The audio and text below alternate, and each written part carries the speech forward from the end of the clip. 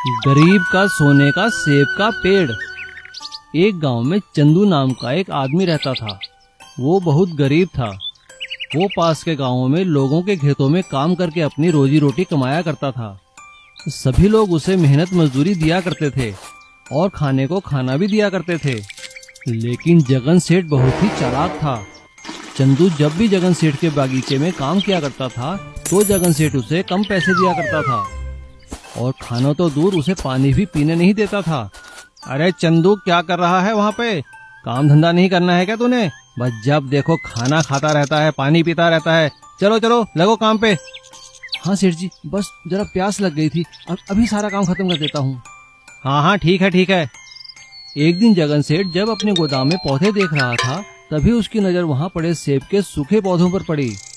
अरे ना जाने ये मुंशी जी कहाँ से उठा लाए हैं पौधे, सूखे ही पड़े हैं, क्या करो इनका। तभी वहाँ पर चंदू आता है और वो जगन सेठ से कहता है, सेठ जी सारा काम खत्म हो गया है, आप मुझे मेरी मजदूरी दे दीजिए, मैं चलूं फिर। तभी सेब के सूखे पौधों को देखकर जगन सेठ को एक आइडिया आता है और वो चंदू से कहता है, अच्छा इधर आ, एक काम कर, ये सेब के पौधे हैं, ले जा इन्हें अपने आंगन में लगा लेना। सेठ जी मैं इन पौधों का क्या करूँगा, ये तो वैसे ही सूखे हैं। ले जाने हैं तो ले जा, वरना जा यहाँ से, कुछ नहीं मिलेगा। चंदू चुपचाप वो सेब के सूखे पौधे उठाता है और अपने घर के आंगन में जाकर लगा देता है। वो उन पौधों की बड़े अच्छे से देखभाल करता है। 1 महीना बीतने के बाद चंदू के आंगन में सेब के पौधे लहलहाने लगते हैं। अब उनमें फूल भी आ जाते हैं। चंदू ये देखकर बहुत खुश होता है। अरे वाह, मैं तो इन पौधों को बिल्कुल बेकार समझता था, इन पौधों में तो फूल भी आ गए हैं, अब जल्दी ही इनमें सेब लगेंगे। एक दिन सुबह जब चंदू उठकर अपने पौधों के पास जाकर देखता है तो वो हैरान हो जाता है, उसमें सुनहरे रंग के सेब लगे हुए थे। अरे वाह, ये सुनहरे रंग के सेब, ऐसे सेब तो मैंने आज तक कभी नहीं देखे। चंदू सभी सेब तोड़कर शहर की मंडी में जाता है।